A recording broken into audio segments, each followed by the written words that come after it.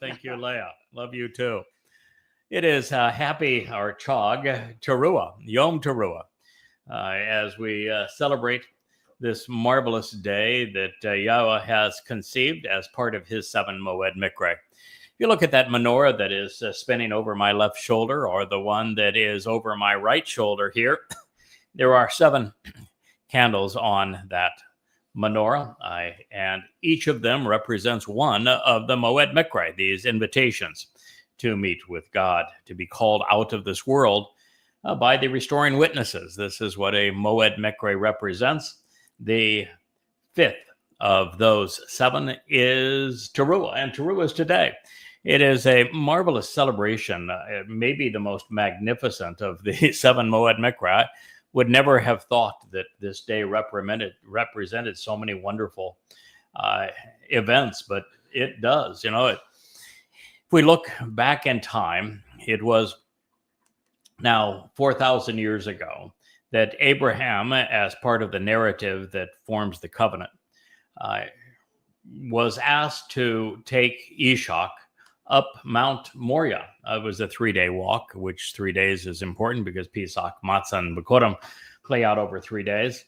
It's the same 3 days that would designate the beginning of the Exodus, where the first day is the doorway to life. The second day is the removal from religious and political corruption, and the third day is to be part of God's family on Bikurim. And so here, now 4,000 years ago, when Yahweh asked Abraham, which means merciful father, to take Yishak, which means laughter and play, up Mount Moriah, which means to revere and respect Yah, after a 3-day walk. You have Yishak asking his father, and Abraham means merciful father. We've got the fire, we've got the wood. Where's the lamb for the offering? Obviously, they were going up to celebrate Passover. And Abraham constantly said, Yahweh is going to provide the lamb. And when they got to the top and it was ready, time to actually perform the dress rehearsal for the sacrifice of Yom Kippurim, of Pesach, of Passover, we have Yahweh intervening and saying, "Oh, do not take the life of your son, your only son, whom you love," because Yahweh was going to provide his son, his only son, whom he loves, as the Passover lamb. And of course, that son is David.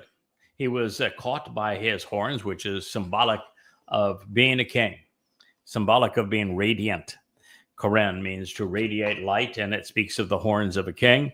And it is Dod whom Yahweh says is going to come back as king in just 8 years from now, on Yom Kippurim in 6,000 Yah, 33 CE, to be king of the universe, and he will be as brilliant as the sun when he returns.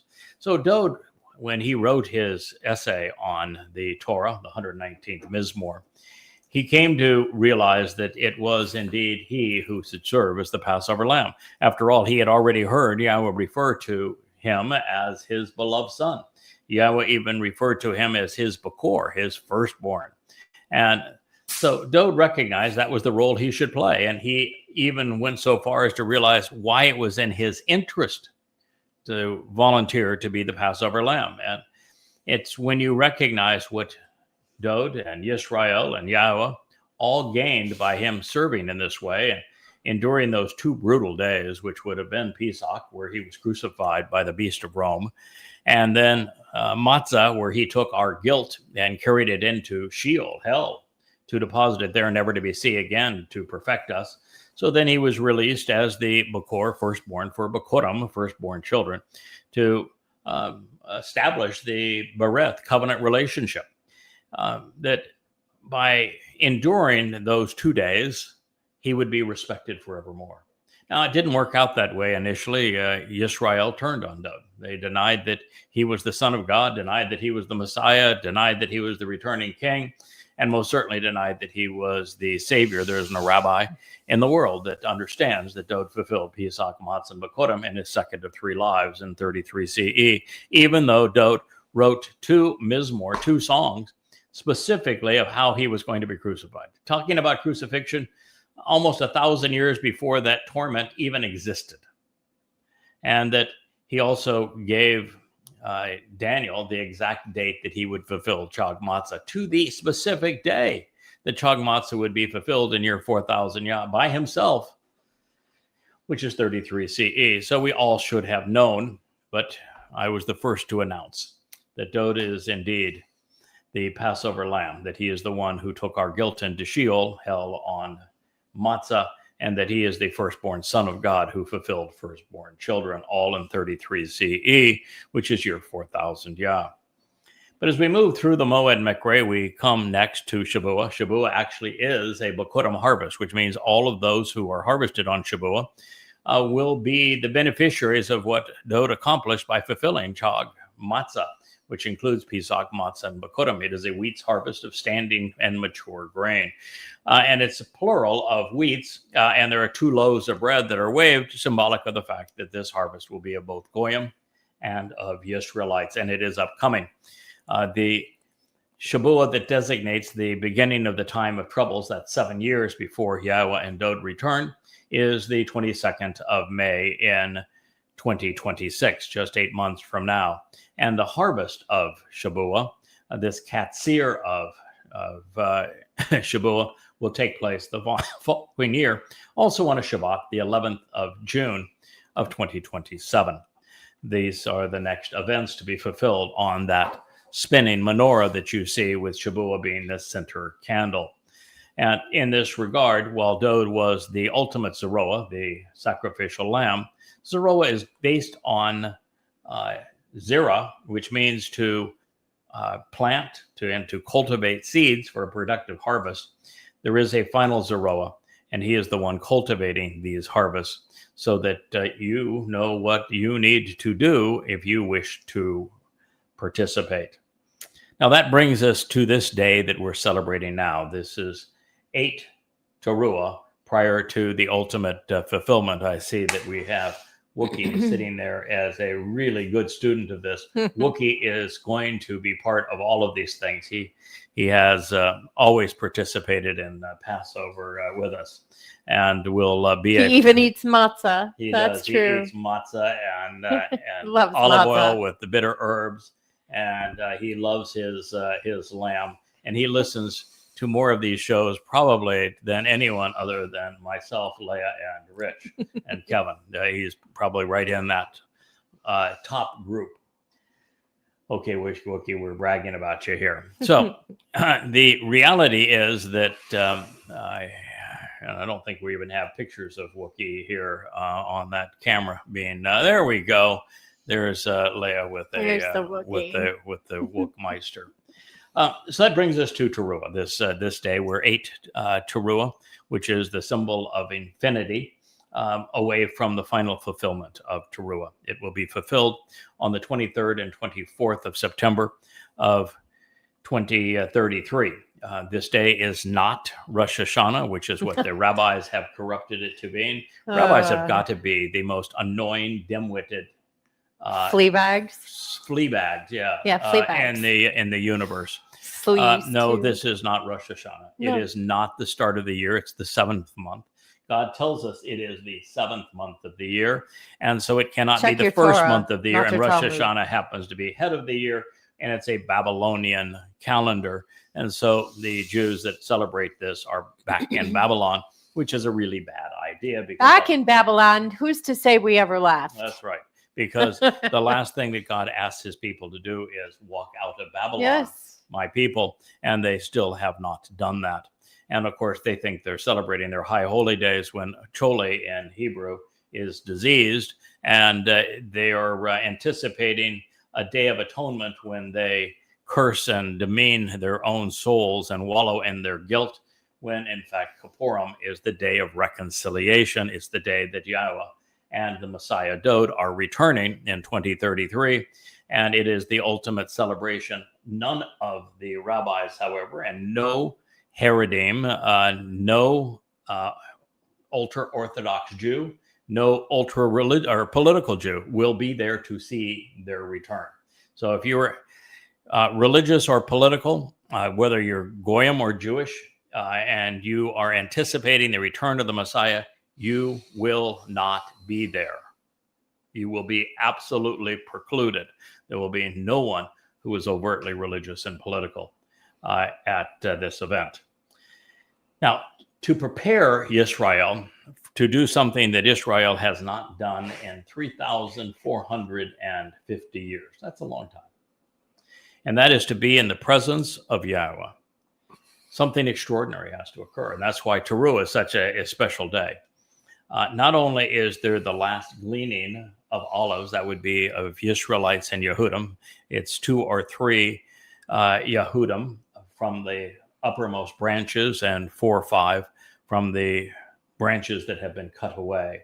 On the evening, which is a Friday evening, the 23rd of September 2033, will be harvested, and they'll be harvested the old-fashioned way. It's a stick, and I happen to be the choder, which is a stick that is whacking the tree to get them to let go and to receive the benefits of the covenant. And those who do will be a river of light going to heaven. But to do so, they will have had to have accepted the 5 terms and conditions of the covenant, and they will have to have benefited from Pesach, Matzah, and Bekurim. And so this will be a special event for that purpose. But it is what happens that night and early the next morning that's so extraordinary. And what is going to happen that night is that Israel will witness 4 chariots arrive in Jerusalem. The first of those 4 chariots that's going to arrive is red. And it is for the man in red, a man from Edom, who is the Adamah Parah, this bloody red man of the earth, who is a productive bull. And it's not going anywhere because, well, he is not going anywhere. It reminds me of that day so long ago. We were just where you think you're going. One another. Asher had just come to us and was a puppy. Yeah, we were a puppy, and you were asking. So come Teruah, what's going to happen with Asher? Yeah, what's going to happen with our pets? Immediate answer was, so where do you think you're going? Later we would find out. The fact is, I'm not going anywhere. I happen to be the sacrifice for that day. Yes, I will literally lay down my physical body to prepare Israel to enter the presence of Yahweh and your king, Dode. And so this is the day that Eliah, who is the returning witness, he was chosen for this, not only because of his soliloquy, but because of his sharp-witted tongue. Yeah, he does have a great tongue. He's exceedingly sarcastic, and Yahweh loves sarcasm. Oh, yeah. It's intelligent humor.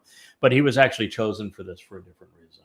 And that is, he is the only person who has practiced at doing what needs to be done. His speech, burning a bull. His speech will be, well, before you even get to the bull that is being sacrificed, you get to the fact that the thing that needs to be purged from Israel is the same thing he purged 2,888 years.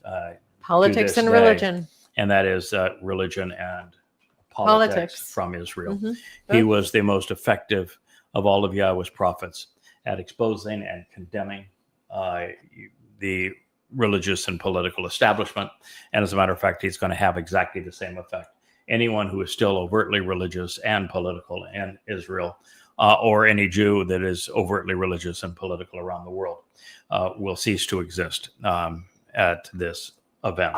Yeah. Now, there are 3 other chariots. One is the black chariot. It's perfectly colored, or lack of color for the religious. In the case of black, to pick up the men in black, which would be the Haredi and the ultra-Orthodox, these parasites who are so disgusting to God. And anybody that boards that black chariot, it is a ride into Sheol. It is over for them. They will never breathe another breath. They have annoyed God to the last moment, and they will have no other options going forward. They are taken directly to Sheol in the black chariot. There is a white chariot, and it will canvass the world for all Jews who are considered by the heavenly hosts that are in that, directing that chariot, by Yahweh's Ruach, to not be misleading, but to have been misled. They have been misled politically, they've been misled religiously, but they were not engaged in misleading. So they would be, if you were to study Numbers 15, they were guilty of crimes of omission, not commission, and there's a very significant difference from Yahweh. It's one thing to be misled, and for that there is restitution. But if you're among those who misleads others religiously and politically and takes them away from Yahweh, as the rabbis have done, for example, there is no remedy for you. You're off to Sheol at this point. So that white chariot is going to bring the entire remaining remnant of Jews from around the world to join those that are in Jerusalem on this day, Teruah, 8 years from now, the 24th of September, 2033, year 6000 Yah. And if you wonder why the rabbinic calendar doesn't sync with year 6000 Yah, Rabbi Maimonides is 197 years off. And it's obvious that he's off. He made every mistake you could possibly make. And in fact, you just have to be ignorant, deliberately ignorant, woefully buffoonery, ignorant, to believe anything Maimonides said. He was wrong about everything. Yeah. And his calendar was based upon the sanctification of the moon and the Islamic magic number of 19. He was a sycophant for Islam. Yeah, he was a sycophant for Islam. He was a horrible human being. And I know that Jews damn near worship him, but he is a scumbag. So the rabbinic calendar is 197 years off. It is, we're 8 years way off from year 6000 Yah, and we know this not by opinion, but by deduction and absolute fact. So, and if you want to know just how easy it is, if you had actually paid attention to what Dode said when he provided, I think it's 642 years from 444 BCE to the time that he would fulfill Chag Matzah. You do the math and you come to 33 CE. And if 33 CE is therefore year 4000 Yah, guess what is year 6000 Yah, 2033. And you go back 1,000 years prior to that. Dode's first life concluded 4 years prior to year 1000 Yah, which was 968 BCE. And in 968 BCE, the cornerstone of the temple was laid and the 89th Mizmor was delivered. And 4 years before it, to signify that he would arrive 4 years before year 4000 Yah to fulfill Pesach, Matzah, and Bekurim. And you go back 2,000 years before the fulfillment of Chag Matzah in 33 CE, or 1,000 years before the cornerstone of the temple is laid in Jerusalem. You come to this time that I began this program talking about, which is when in 1968 BCE, Abraham and Yitzhak climbed Mount Moriah to provide the dress rehearsal for Pesach. And if you use the genealogies in the Torah, 2,000 years or 40 Yobel, from that time you reach 3968 BCE, which is when Adam and Chava were excluded from the garden, which is an important date because Yahweh's plan plays out on a formula, everything on 6 + 1. They could have figured this out 6,000 years from 3968 BCE takes you to 2033. And guess what's going to happen on Sukkah, camping out, in 2033? We're allowed back into the garden. The whole earth is transformed back into the conditions in the Garden of Eden. That actually takes place on Teruah. It's one of the great festivals and celebrations of Teruah, is that all of those who politically, religiously, and militantly have come to harm Israel will be incinerated at this time. All religious and political and military edifices will be gone at this moment, and the whole earth will be transformed in the conditions experienced in Eden.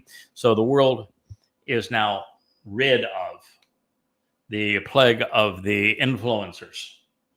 Yeah. Of religion and plague of politics. death, The too. world's celebrating Charlie Kirk, and yet Ugh. the Charlie Kirks of the world will all be incinerated at this time because they're annoying to God and they can't exist as we return to the conditions of Eden. So there'll be no Christians, there'll be no practitioners of the Haredim, there'll be no Muslims left. There'll be no There'll be Marxists no left either. isms at all. No, there'll be no And- Marxisms, and it's just over at that point Yeah. for anyone who is overtly political and religious, and Woo-hoo! so the world finally will be at peace, Breathe. and Yeah. it's returned to the conditions experienced during Eden, after what really is a horrible experience going into that condition. It's likely that somewhere in the range of 80-90% of the world's population are going to die. And for all manner of effects. I think in particular, year 32 CE is going to be really, really rough from a celestial fireworks. We enter a devastating comet period, and even that slingshot of Apophis could well hit at that time. But we go through the tail of the largest meteor event that has taken place. Really, it was the one that started the last ice age. So it's really a serious series of events. And 32 CE, and the world's going to be engaged in nuclear war, and Israel is going to be dealing with We're really going to muck it up. Yeah, Israel itself will be dealing with Alaska flood 2.0. It's 1,000 times worth, 1,000 times more jihadists, 1,000 times the aerial bombardment. And every country surrounding Israel is going to provide both aerial bombardments, weaponry, and jihadists. The prophets say it's the worst time in the history of the world, and that nothing prior to this can even be compared to it. So it's going to be a really rough time. And so when all of that's gone, what a celebration it's going to be. And so the last time that Israel was given the opportunity to be with Yahweh, and I rebuked a very popular poster on X today, but I rebuke him daily. He says so many stupid things. And he was talking about the miracle of Israel and how it's only possible because God is with Jews and Israel. And I said, no, I beg to differ. God begs to differ. God said that when you told him to go away and shut up, that you never wanted to see him or hear from him again. He says, that's fine, I'll do that. And he did. And that he divorced Israel, writing a letter of divorce through Hosea, and said, because of your religiosity, I'm out of here. We have no relationship. You are not my people. I am not your God. You're not my children. We are divorced, period. And then he said that he will not return to Israel until Israel returns to him. And there is not a single Israeli that's using Yahweh's name. And if there is, please stand up and let me know, because we'd like to talk to you. Yes. I will, if I may. Jews know culturally, we all know that Yom Teruah is the day of Yahweh. Yeah, it's the greatest day in the history of humankind. Yeah. And Yahweh makes a very big deal of it. Yeah. Now, I've always looked at Yom Kippurim as the great day of Yahweh because it's a great celebration. But there are so many things that happen on Teruah. Matter of fact, that's why my wife put in all of the stuff that you can see around me. It's the whoop whoop of celebrations here. It is actually my 24th anniversary with Yahweh. 24 years ago today is when Yahweh in 2001 introduced himself to me. That's a long time, darling. And said, I want you to do something for me. And we had a little discussion that day. Young man? Yeah. Young man. I've always been young man with him. And, now that I'm 70, being called a young man works quite with nice. Yahweh because he is considerably older than I am. And it just, works really well. But that's when he first introduced himself to me. And he said, we're going to began. We're going to do this, then we're going to do that, then we're going to do this other thing. And, it was pretty overwhelming at the time. And, if I knew even 1% of what we were going to do over the next 24 years, Wow. I might have had a different response. It's been No, a great celebration and a great life. And it's been the most meaningful use of 24 years that could possibly. I don't think there's been a more interesting, memorable, beneficial use of 24 years. I think you would choose it again. What we have, if you had to have rewind. accomplished. Yeah, it had been too overwhelming. I think I just would have turned into mush at the time. I'm a pretty bold guy, but I probably would have been goo if he laid it all on at one time. Yeah, I was pretty clever in this regard. He's a smart guy. He gives you as much as you can handle. Yep. And just when you're No comfortable, more. just when you get comfortable with what he has, he makes you given uncomfortable again. He gives you far more because he knows you can handle far more, and he just keeps on upping the ante. And this relationship started with, well, I was going to be anonymous, and that didn't last very long. And there's been a lot of challenges along the way. You had a pretty good run at it for a while. Yeah. So anyway, this is where we are. It's a big celebration. And on this day, the thing that I was driving towards is that the highlight of the day is the sacrifice of the Adam of Perah. Just like Dode was stricken and crucified and bludgeoned by the beast, I will be bludgeoned by the beast. This is the incarnate, Satan incarnate. Satan has demon-possessed a man already. We've announced who that is. T-Rum. The prophets have been very clear.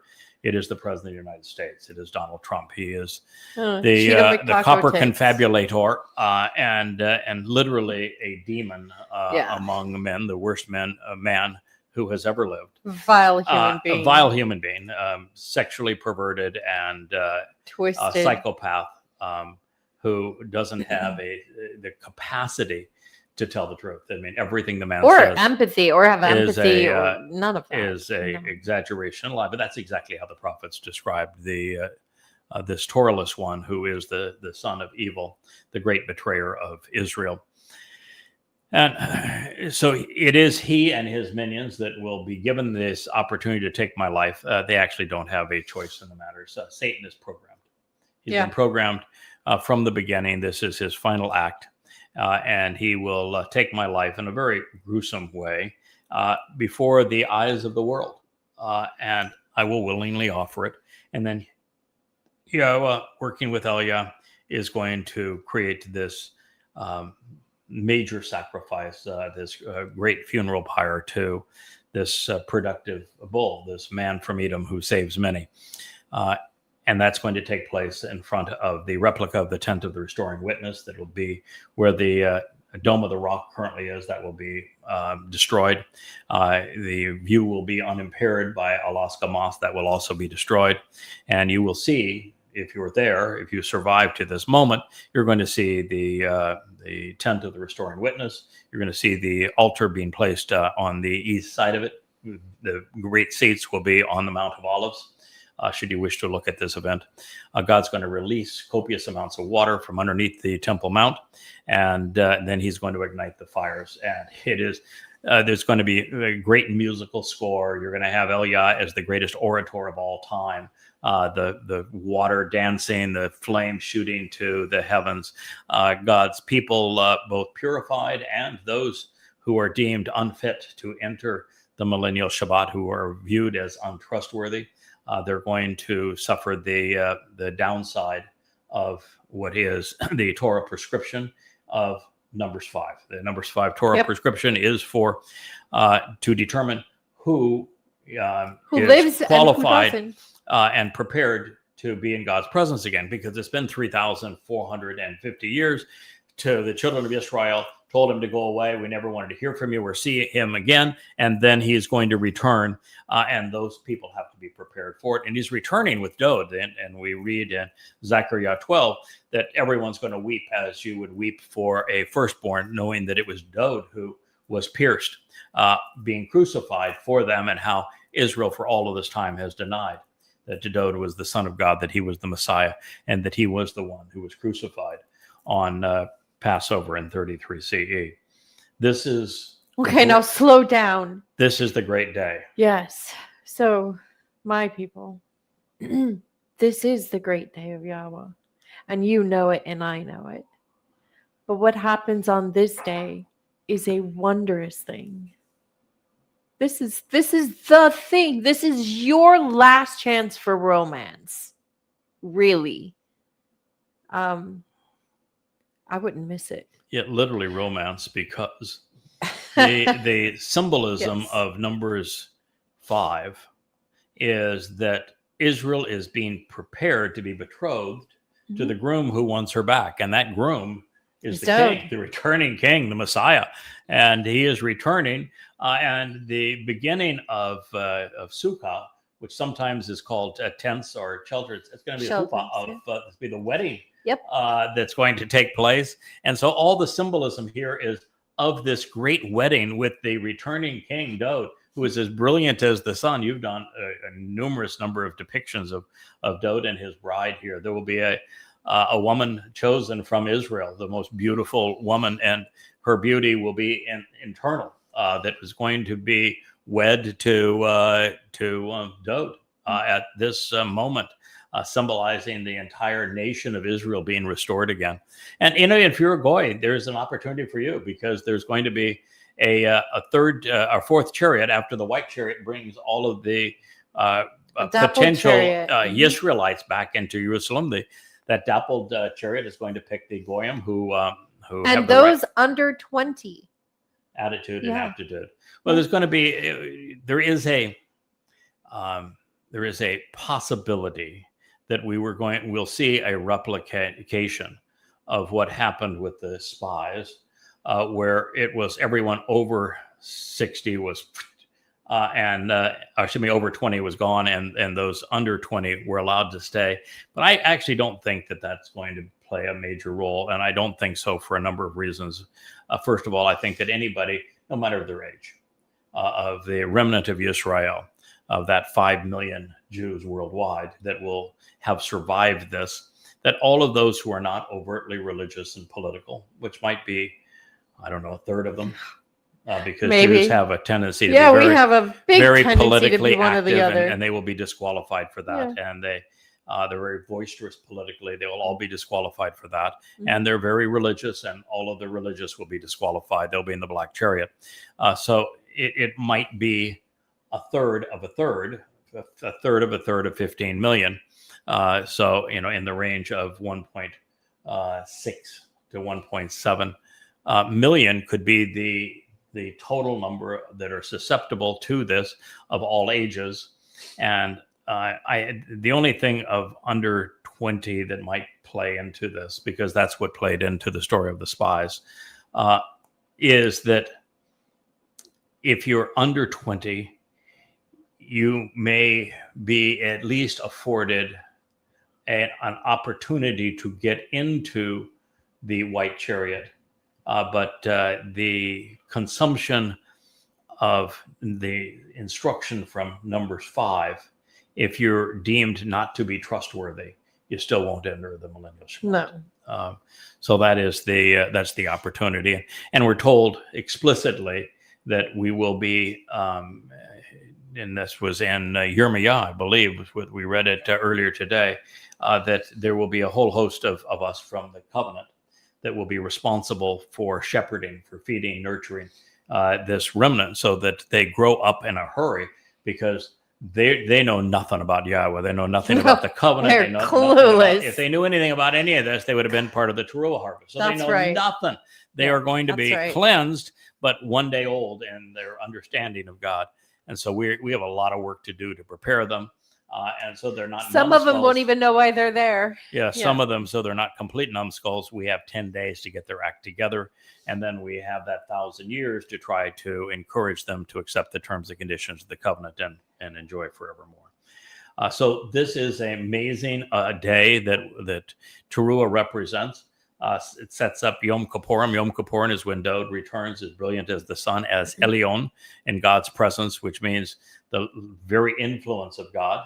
And all things pertaining to his hand and influence, Elyon, and that when he returns, he is sovereign of the universe forevermore. And we will all respect him because we wouldn't be there without him because of his fulfillment of Pesach, Matzah, and Makodim, which is why he volunteered to do it. Yeah. He knows, having studied the Torah, that Moshe, who was a man of great character and intellect, he failed in leading Israel. Yahweh gave up in trying to communicate with Israel, and Dod in his first of 3 lives gave up as well. That revolt of the Absalom revolt by his son, where almost everyone turned on him, was just too much. So thus far, even with the great prophet Yeshaya, Isaiah, no one has succeeded in being able to get Israel's attention. That is the job. That's why we say, God, if you had told me the full extent of this job, I would not have accepted it. And we are a wily embarrassed bunch. to say that I wouldn't have accepted, but I wouldn't have accepted it. It's too much. I was been unprepared for that much responsibility. But it's a job that thus far God himself, Moshe and Dod and Yeshaya did not achieve. They all failed at this job, and God says, now it's yours. And oh, by the way, we can't fail. Now, he has stacked the deck, to his credit. He has provided the 7 spirits of Yahweh. He has never done that before with his choder. And he has said that it's this time of Jacob's trouble, where things are going to be worse than they have been at any time in human history, that finally, when Jews have no other choice, it's either certain death or Yahweh. I'm sorry that Yahweh gets chosen that way, but that's what's going to happen. That it is the hellish nature of this time of trouble that puts their backs up against the wall, and they finally make this decision. He's bringing Eliah back to work with me in that final 3.5 years. There'll be all manner of miracles with a flying scroll that is presenting this program and all of these books that you see behind me. He's going to lift the very tablets of stone to show what he etched in stone, which is so different than what people perceive them to be. I think he's going to show the Ark of the Covenant during this time. And then, of course, we're going to reach Teruah, which is just this one miracle after a miracle after a miracle after a miracle. And then he's bringing every Jew in that could possibly be receptive from around the world. And then he's performing this miracle of the Adamah Parah, this bloody red man of the earth, who is a productive bull. And no, he is not a red cow. And it's following the Torah instruction of Numbers 5 that purges the religiosity out of this final remnant of Yisrael, so can be married to Dod. And so that is worth celebrating. That is why my wife put in all of these things that you see around me and above me on this day. That's how we blow the shofar for this day. This is the 24th anniversary of our work toward fulfilling this day. And we just want you to all know about it, to celebrate it with us. It's the greatest show on earth, the greatest opportunity in human history. But there's a lot you need to do. Yeah, and if the place weren't so flammable, I'd have sparklers in here too. Yeah, that would be fun. But we'll not burn down the place. We'll celebrate. I even see there's stars there above my my books. Thank goodness they're not 6-pointed stars. No. And they're we don't want to be celebrating Bar Kokhba. Nope, and we have rainbows for the covenant. Rainbows and fun stuff. Yeah, rainbows and happiness. And it is going to be an extraordinary time. Mm-hmm. So all of that said, all of this known, I do want to return to where we were talking about this additional essay, that it was a prophetic narrative on this day, and it was provided by none other than the great prophet Isaiah. Isaiah is an extraordinary prophet for lots of reasons. One is that when it comes to the choder, he's the one who detailed how to be a choder. Dod, the king, introduced the choder in his 14th mashal. It was Yeshaya who devoted the 11th chapter to him, explaining how he was going to receive the 7 spirits of Yahweh and how that was going to enable him to accomplish this mission. But then the entire book is devoted to explaining how Israel should respond to the Choder, how they should recognize him by the various names. The and man, what he thinks of him, and Yeah. and Yeshaya's intellectual prowess, and Yeah. the way he turns a phrase. He's has a beautiful mind, Yeah. and says about this man in Mhm. particular. Yeah, he talks about That's my Yeah, guy. he talks about the Nakar. He talks about the Parah. He talks about the final Zeroah. He talks about the Pei, mouth of Yahweh, the Kol, voice of God, and all of the various titles that will be ascribed to this particular mission. And he also is the one who provides us with a definitive timeline so that we know that Israel is going to be dissected over the next 8 months. Yep. With a terrorist state carved out of her midst, and that it is going to be then on Shabuah that this happens, and that come Teruah, Israel is going to witness the work of the Adamah Parah and the sacrifice of the Adamah Parah to prepare this final remnant of God's people. And so throughout, we know even that, as Leah had mentioned, Yeshaya is extraordinary because God actually brought this prophet to heaven. And when he was there, God opened the door to heaven so that Yeshaya could see how many people were responding and responsive to his message, and there were none. And then Yeshaya was shown that over the next 2,700 years, there were none. And so this great prophet, this great man of God that had devoted his life to rebuking Israel's religiosity and explaining God's timeline and his plan, was devastated because you can't write more eloquently than he did, and he covered the entire swath of time and presented everything we need to know.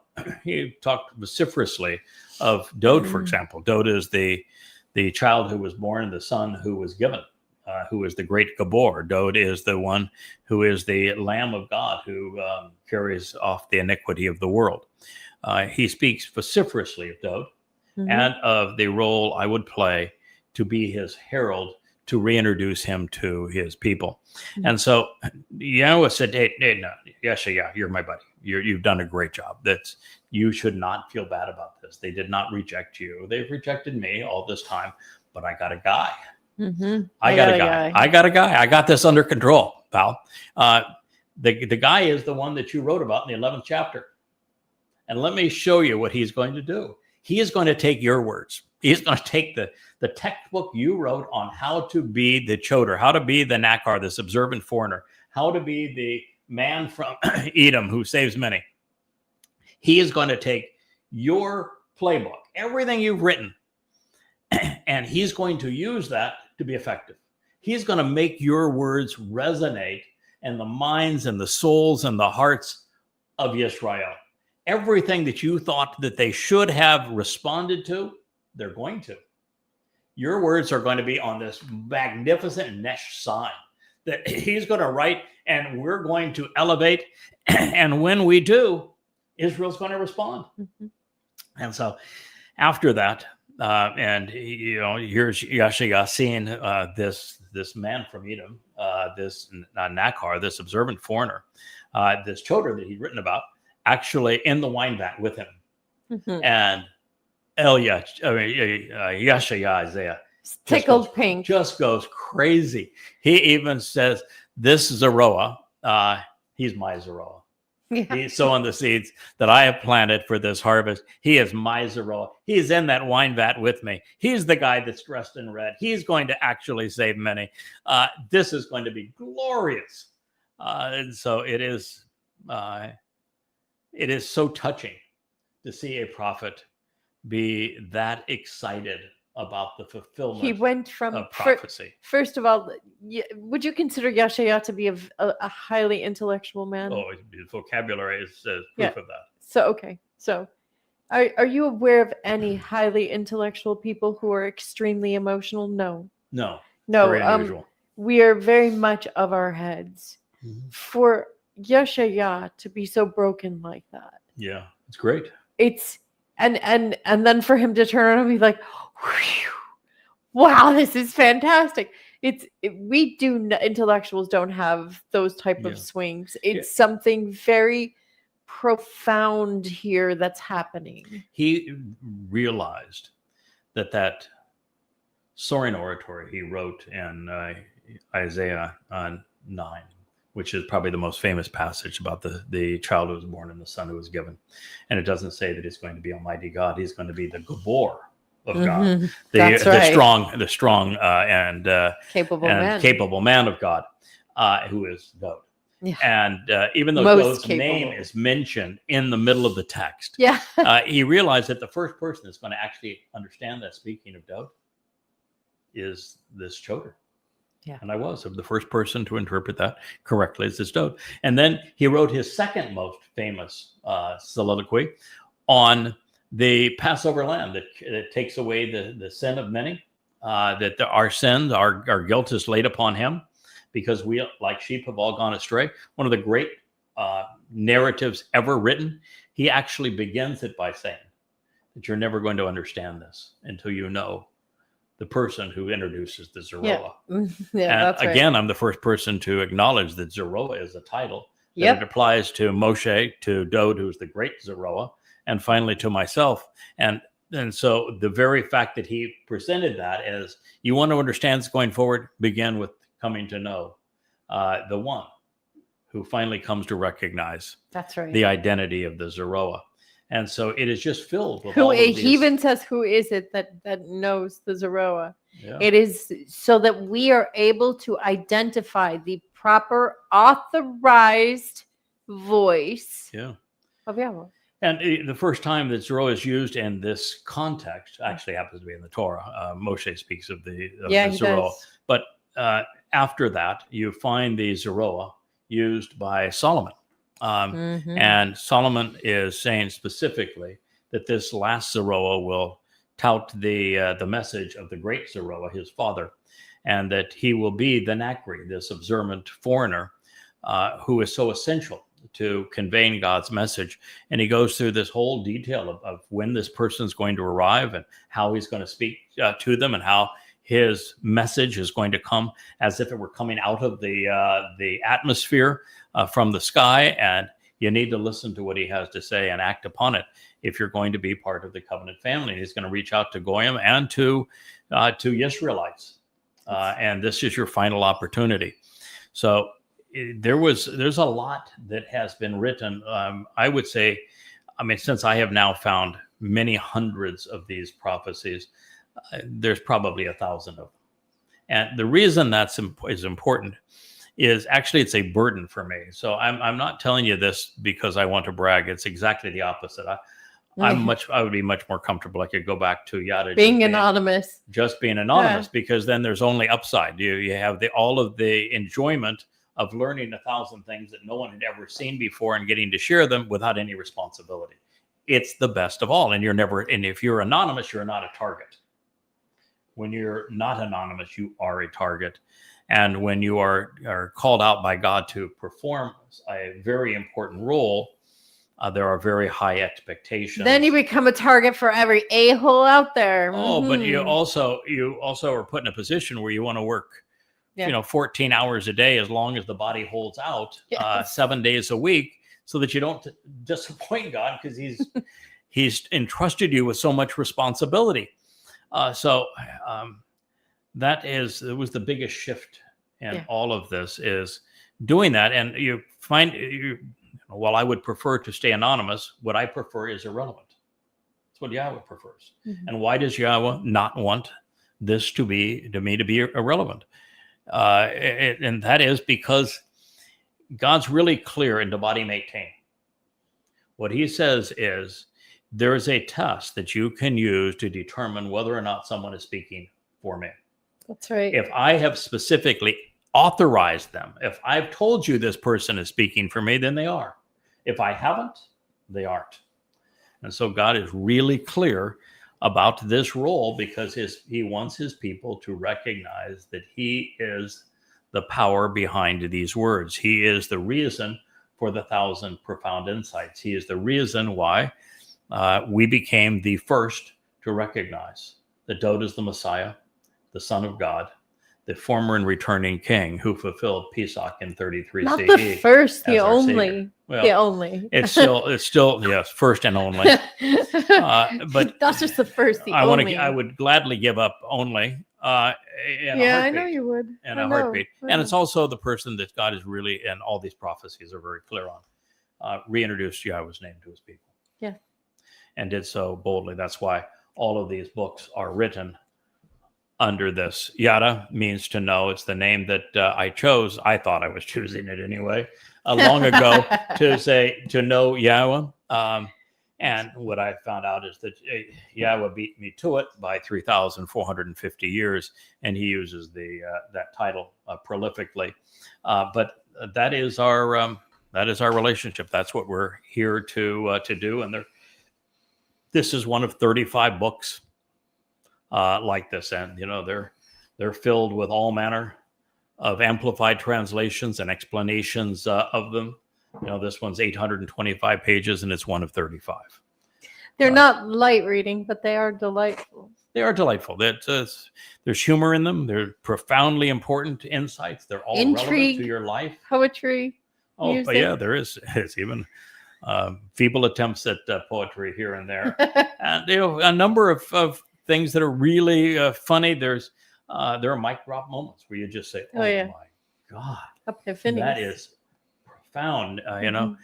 As I say, there's 1,000 insights that have never been known, and when you realize how many sages there have been over the years that have gone over this, and with and how many books the rabbis have produced. Wow. And 99% of what they have written is untrue. It's all garbage. And now you have one guy that has well over 1,000. It could be as upwards of 10,000 profoundly important insights. Yeah. And not his alone. It's been a collaborative effort. This is what we have done. But yet, what Yahweh really wanted to emphasize is that, first of all, since there was no goy, like I did not get this job because I was tall, handsome, and good. It wasn't. I think you're tall and handsome. Well, I know my wife does, and that's the only person that needs to doesn't need to do anything, but I would like to think that way. I think she's beautiful too, so that works out really well for us. But the fact is that I competed against no one. Yeah, that's true. You were running a race all by yourself. Not only was I the only person in line when I was handing out this job, I didn't even know there was a line. Sweetheart, you were the only one on the racetrack, and you didn't even know you were. I was on the a only one on racetrack. the planet that was available for this mission, and by default you got it. So it was totally by default. Although that's really not fair, because while it's true that God looked, and he even told Yashaya, listen, I looked for centuries upon century upon century, and I found no one, not one of my people, that was willing to listen to what I had to say. Emphasizing the fact there was no one else, there was no competition for this particular mission. But Yahweh has a type. Oh yeah. And his type can change from mission to mission. Yeah. For example, Moshe was a man of great character and conviction, and he had tremendous fortitude. But Moshe didn't have some of the skill sets that I have. I don't have some that he has. He didn't have some that I have. Dowd is the most complete package in terms of having the aptitude and attitude that God is looking for. But obviously Yahweh found aspects of my personality that he thought were suitably bullish to fulfill the role of the final bull.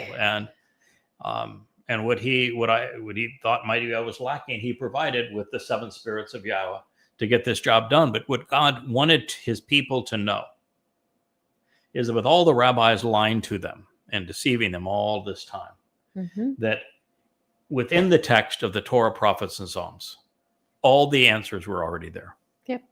And that he didn't have to do a data dump. He didn't have to say, all right, I'm going to give you fresh new prophecy, and there you go. Now you know everything from day one. Now you know everything. I've just done a data dump. No, what he wanted to prove is that he had already provided every answer, and they were clear, and they were obvious, Concise. and they were available to everyone for thousands of years, and that you did not have to have any formal training.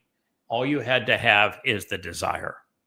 If you had the desire, you could figure the entire story out from beginning to end and know exactly how the timeline was going to play out and who was going to do what, when, where, and why.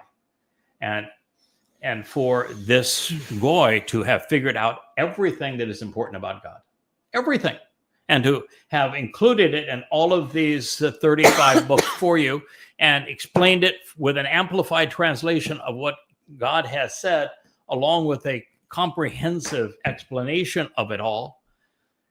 It says, so why couldn't my people figure it out? How can there be a religion of Christianity that promotes the myth of a Jesus Christ when he obviously didn't exist, and when the man who invented him, Paul, never once quoted God accurately? I mean, just look at every citation that tries to justify the existence of a Jesus Christ, and you will find that Paul lied on all of them. Why is there any Christian under that basis? Why, when God said that the Messiah is Dode, that my son is Dode, that Dode is going to arrive in 33 CE and he's going to fulfill Passover, and oh, by the way, he has written the only eyewitness account, and he talks about crucifixion before crucifixion even existed, and that he is the returning king and he's going to come back with me as brilliant as the sun. If God says everything you need to know, and it is 100% contrary to the lies of Christianity, and Christianity claims that the Torah, prophets, and Psalms spoke of their guy when he's not mentioned, and that Dode is Yahweh's guy, why is there a single Christian? How did Christianity last a nanosecond, much less to fool 2.5 billion people today? I know. Why? Because we love religion. No, people love lies more than the truth. We do. We love a lie. I mean, to have Donald Trump sit up there and lie to people to great applause. And the more he lies, the more they Tucker love him. Carlson sit there and lie all the more. Oh, yeah. And everybody the whole lie of turning Fakestein. a man who lied to them for his 33 years. You just go, oh, my God. How about lies are believed 1,000,000 to 1 over the That's truth. right. But God wanted to prove that the truth was knowable. And, the interesting thing is that on this mission, we ought not be stressed out, because God's an introvert. He is not looking for a lot of people. The very fact that Christianity and Islam are popular means that they aren't the path to God. God is very selective. In the second statement that he etched in stone, where he told us, under no circumstances should you be religious. No. Religion, very bad. He said that it was thousands that would benefit from what he is offering. And those who closely examine and carefully consider the terms and conditions of the covenant will receive that mercy. Thousands amongst billions is 1 in a million. So it's going to be very few. Heaven is not going to be crowded. And, our job is to make certain that the answers are known at this moment, so that everyone who has the right attitude and aptitude has the opportunity to be part of God's family.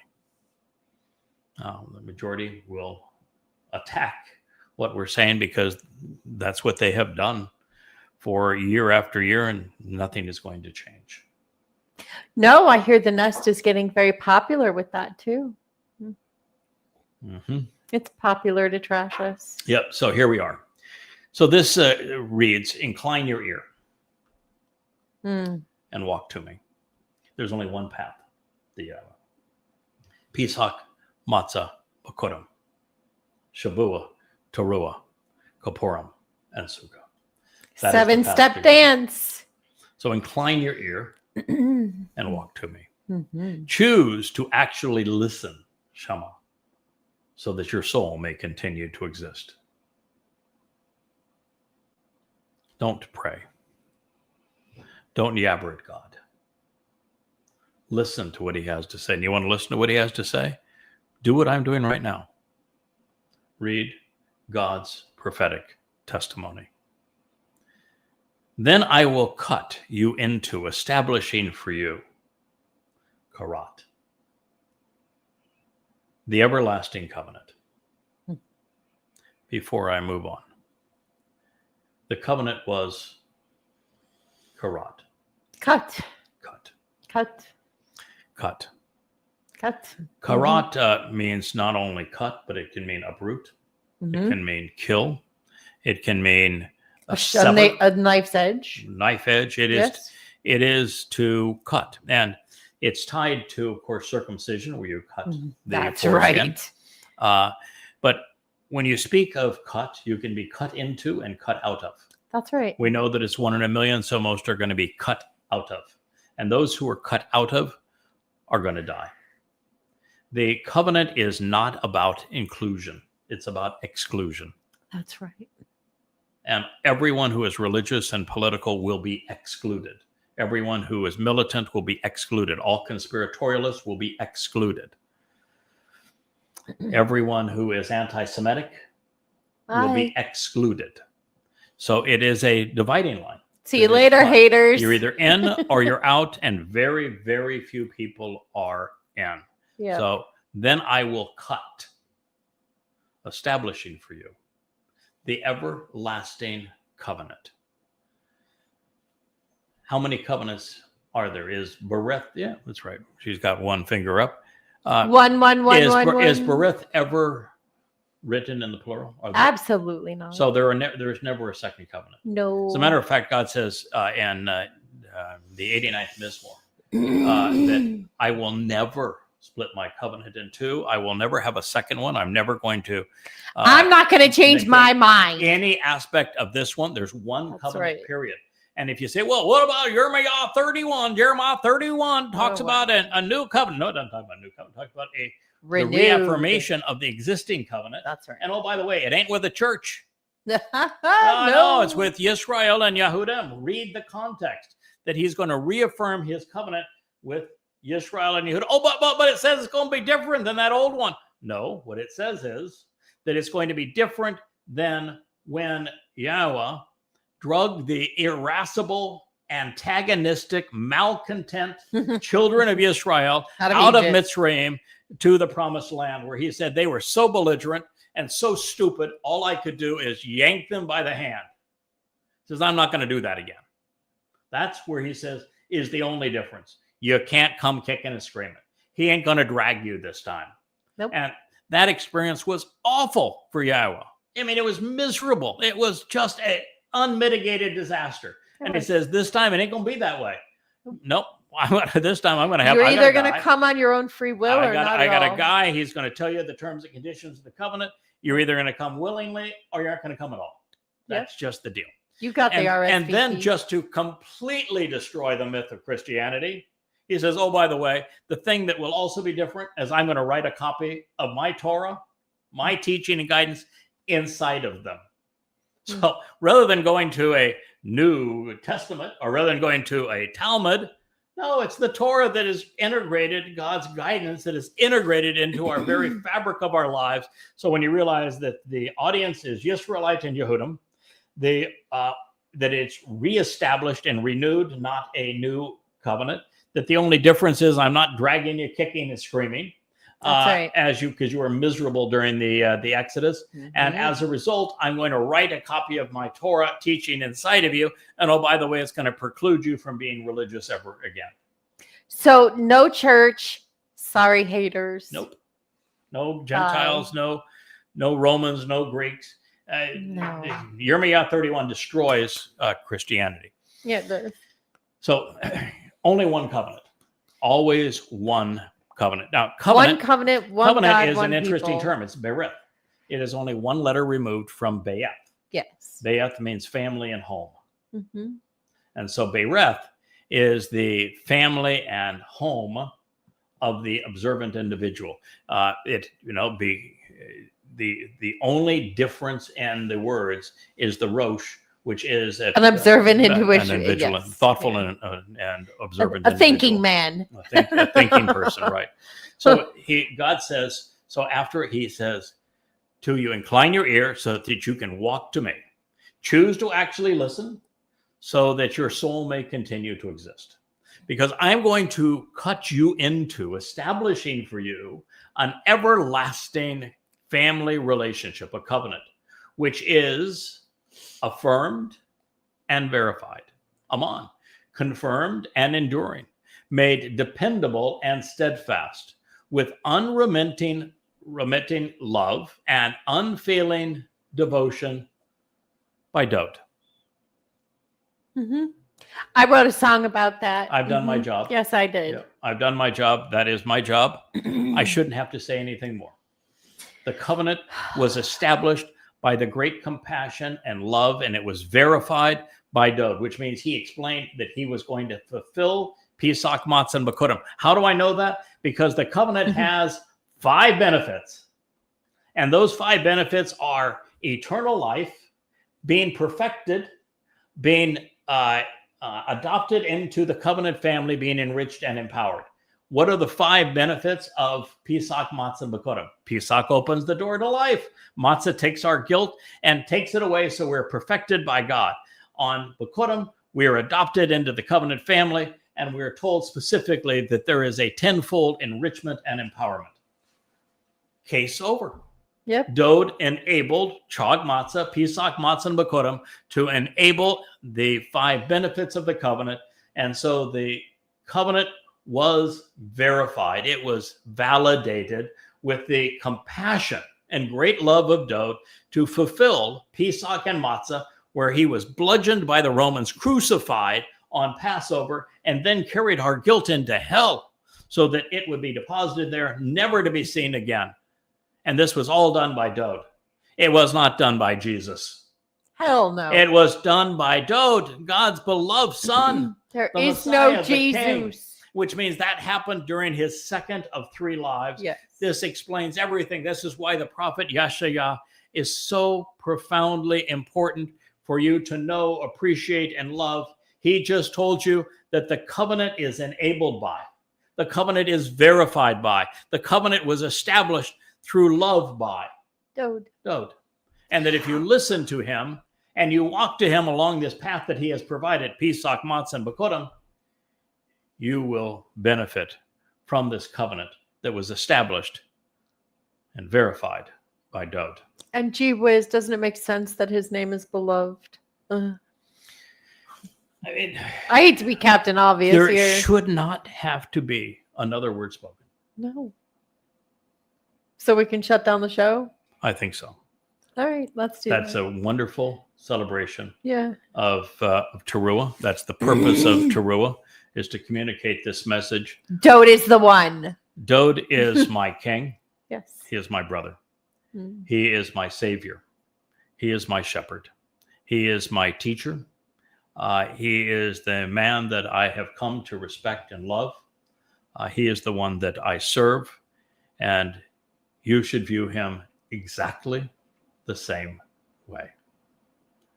He is the most beloved man by God, the one that God chose, the one that God set apart, the one that God anointed as the Messiah, the one God specifically called out and said, he is my son, I am his father, the one that God said, he is returning with me as brilliant as the sun, as the very hand of God. Mm-hmm.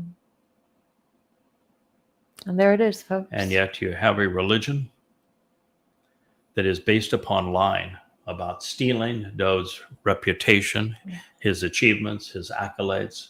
Nothing is more antagonizing to God. God despises Christianity. In fact, he calls Paul, that created the myth of Jesus, the very plague of death.